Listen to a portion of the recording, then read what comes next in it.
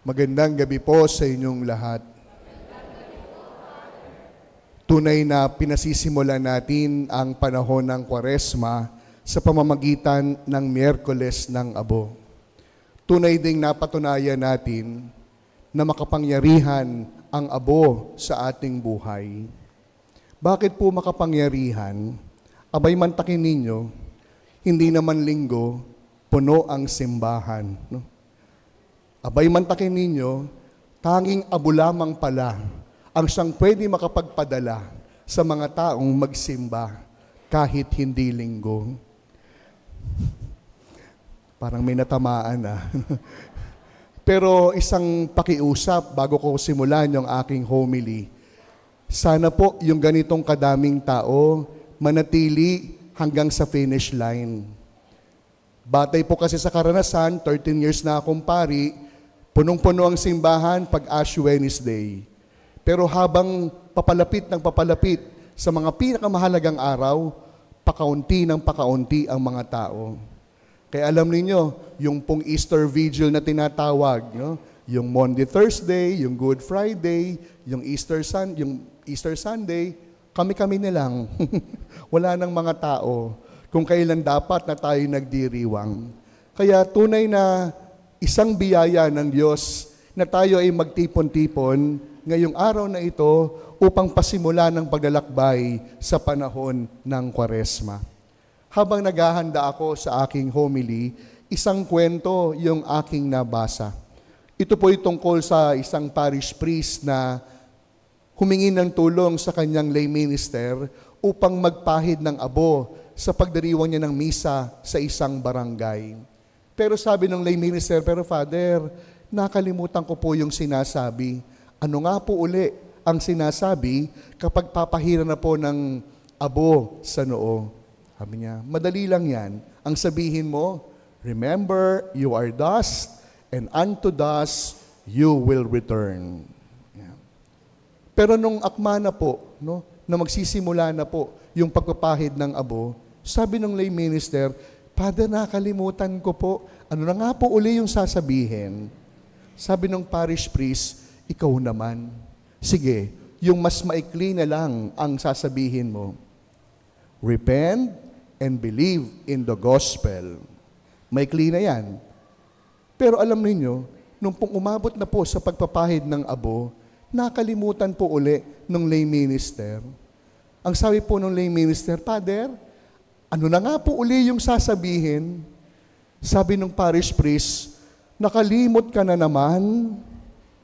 Hanggang sa nagpatuloy na po yung pare sa pagpapahid ng abo. Pero sa hindi inasahan, sumunod yung lay minister sa kanya upang magpahid din ng abo. At napakinggan niya yung kanyang lay minister, habang nilalagyan ng abo ang mga tao, nakalimot ka na naman. Nakalimot ka na naman. Nakalimot ka na naman. Minsan lang ako mag-joke sa misa. Nakakatawa, napatawa naman kayo, pero parang may taglay na katotohanan. Parang merong kahulugan na siyang ipinapaalala ng ating pagdiriwang. Kagaya ng aking panimula, maraming nagsimba. Nawari ko, hindi naman sanay magsimba kahit pa araw ng linggo. Na kung saan ang pagpapahid ng abo ay nagpapaalala, nakalimot na naman tayo. At ngayon, dahil sa pagdiriwang ng simula ng Kwaresma, muli tayong inaanyayahan na makaalala. Kaya alam po ninyo, ginagawa natin ngayon sa misang ito, yung exactly opposite na ipinapaalala sa ating Ebanghelyo. Hindi ba ang sabi sa Ebanghelyo, ang pananalangin, ang pag-aayuno, ang paglilimos, gawin mo ng lihim. But have you noticed, we're going to do exactly the opposite as we celebrate this Eucharist. By having the ashes on our foreheads, we're displaying the ashes for all the world to see. Na kung saan, kapag may nakasalubong tayo na mayroong abo sa noo, sasabihin natin, nagsimba na siya. For all the world to see. Pero naisip ko, hindi lahat. Hindi lahat ng may abo sa noo nagsimba. Kaninang umaga, may misa tayo ng 7:00 ng umaga, may mga humabol sa dulo ng misa para magpalagay ng abo. Kaya hindi po garantisado na may abo ka sa noo, nagsimba ka. Dahil yung iba, nagpalagay lang. Yung iba, nakiuso at nakisama lang. Pero, mga minamahal ko mga kapatid, ano po ba ang ibig sabihin ng mga abo na itatatak natin sa ating mga noo? 3 K. Madaling tandaan. Una, ipinapaalala ng mga abo na tanda sa ating noo ang ating karupukan. Karupukan. Ano pong ibig sabihin? Maraming pagkakataon, ito po yung ginagawa nating dahilan kapag tayo ay nagkakasala, sapagkat ako ay marupok, sapagkat ako ay tao lamang. Kung tutuusin, lahat naman talaga tayo marupok, sapagkat lahat tayo ay may katapusan, sapagkat lahat tayo may taglay na kahinaan. Diyos lamang ang siyang malakas, Diyos lamang ang pagpakailanman. Pero, ipinapaalala rin ng mga abong ito na tayo ay marupok. Sa nakalipas na 1 taon, mula noong nakalipas na taon, magpasa hanggang ngayon, kung ating babalikan, ano po ba yung mga bagay na naging marupok tayo? Ano po ba yung mga pagkakataon na nasambit natin sa ating mga sarili sapagkat ako ay tao lamang? Alam niyo, may kaibigan ako, ang sabi niya sa akin, alam mo, Father, ang hirap po palang maging gwapo. Tinignan ko naman yung kaibigan ko, hindi naman kagwapuhan. Sabi ko, parang sinungaling ka pa yata. Anong ibig mong sabihin? Father, ang dami pong magagandang babae ang lumalapit sa akin. Sabi ko, tandaan mo ha, may asawa ka na. May 2 anak na umaasa. Pero sabi ng kaibigan ko, Aba, Father, anong magagawa ko? Kung palay na po ang lumalapit sa manok. Kaya sabi ko sa kanya, pues, hindi ka manok para tumuka ng palay. Kaya yung mga abo sa ating mga noo, ito ang siyang unang paalala, yung ating karupukan. We are but weak.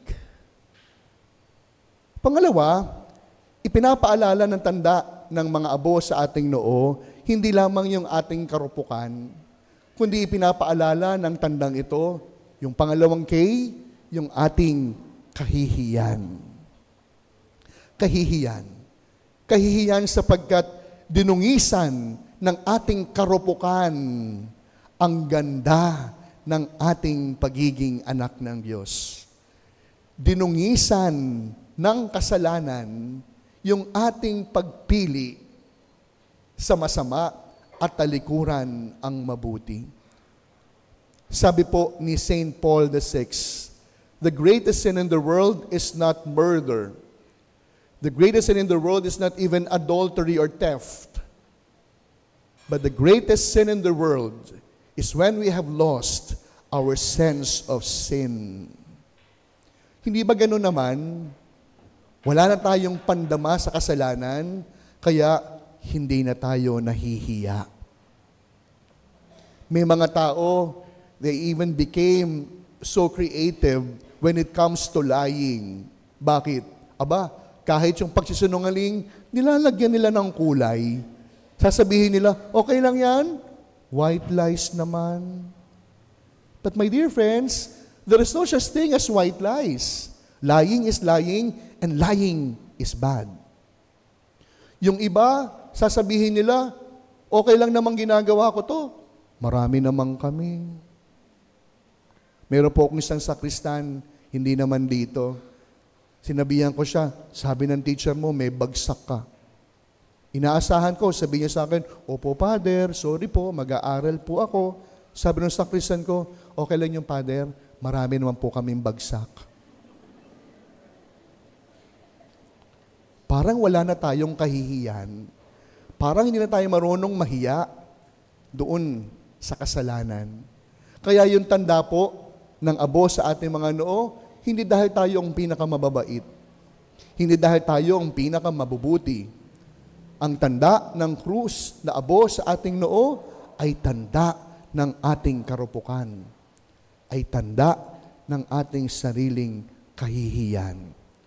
Subalit, ang abong ito ay hindi lamang tanda ng mga bagay na pangit, kundi ang tandang ito magbibigay sa atin ng pangatlong paalala. Ano po iyon? Tanda ng ating kaligtasan. Kaya nga po, hindi ba kayo nagtataka na sa dinami-dami ng pwedeng ilagay sa noo gamit ang abo, ang ginawa ay hugis krus. Pwede namang hugis bulaklak, hugis crispy pata, hugis pagkain, pero ilalagay ang mga abo sa ating noo bilang hugis ng krus ni Kristo. Ibig sabihin, ito ay tanda ng kaligtasan kahit tayo'y marupok. Ito ay tanda ng kaligtasan kahit hindi tayo marunong mahiya. Na kung saan ang pagdiriwang ng Miyerkules ng Abo, kaya taon-taon, ipinapaalala na kagaya ng naalala ng lay minister, nakalimot ka na naman. Kaya nga po, mga minamahal kong mga kapatid, dahil tayo ay nakakalimot, dahil tayo ay marupok, dahil walang kahihiyan, ibinibigay ng ating pagdiriwang ang tatlong gabay na siyang dapat nating gamitin upang makamit ang dulo ng tagumpay ng ating paglalakbay. Una, yung pong gabay ng panalangin. We could never expect to continue the journey in this Lenten season without the aid of prayer. Hindi tayo makakatapos sa finish line kung hindi tayo marunong magdasal, kung hindi gugustuhin ng panalangin. Pangalawa sa panalangin ay ang pag-aayuno o fasting. Maraming pagkakataon ang akala natin sa fasting, hindi lamang pagkain. Pero ang fasting ngayong panahon ng Kwaresma ay dagdag bawas din. Anong ibig sabihin? Babawasan ang panonood ng TV, dadagdagan ang oras sa pagdadasal.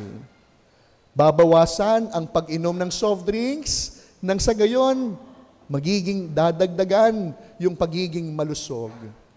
Babawasan ang pag-Facebook, nang sa gayon dadagdagan ang oras upang makatulong sa tahanan. Kaya nga po mga minamahal kong mga kapatid, no?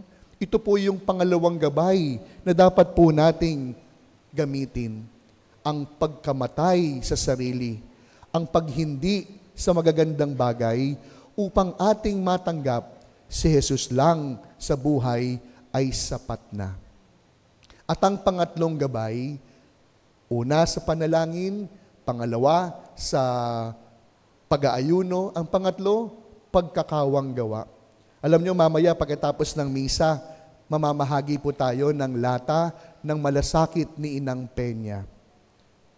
Last year po, ang ginamit natin ay mineral water bottles. Pero ngayon, no, nag-level up, no? Nilakihan natin. Bakit? Para mas marami tayong matulungan, para mas marami makikinabang, para mas marami tayong pagmamalasakit na pwedeng iabot at ialay sa kapwang higit ang pangangailangan. Kaya nga po, mga minamahal ko mga kapatid, kagaya ngayong araw na ito, day of fasting. Hindi ka kakain, pero may mga kilala ko, hindi kakain ngayon, pero mamaya, paglagpas ng alas 12, o-order na sa Food Panda. Hindi kakain ngayon, pero bukas, magbo-buffet. Hindi po fasting ang tawag doon. Ang tawag doon, delaying. You just delayed the gratification. Kaya nga po, tinutulungan tayo ng ating pagdiriwang, nakalimot tayo dahil tayo ay marupok. Nakalimot tayo dahil tayo ay nawalan ng kahihiyan. Subalit mabuti ang Panginoon. Sa kabila ng karupukan at kahihiyan, handa niyang ibigay at ating tanggapin ang kanyang kaligtasan. Kaya sa pagpapatuloy po ng ating pagdiriwang, kung meron man tayong isang biyayang hihingin sa misang ito, hingin natin kay Jesus ang Panginoon, sana'y matapos ko ang paglalakbay na ito. Pag lumabas po kayo, makikita nyo po, nakapaskil sa tarpaulin yung ating mga schedule ngayong Kwaresma at mga mahal na araw. Kaya sana po, mga minamahal ko mga parishioners, sana hindi ito yung unang araw na makikita at dadalo kayo sa bawat pagdiriwang. Hingin natin ang biyaya kay Jesus na ang ating nasimulan sa araw ng Miyerkules ng mga Abo ay ating mapagpatuloy at mapagtagumpayan hanggang sa dulo. Amen.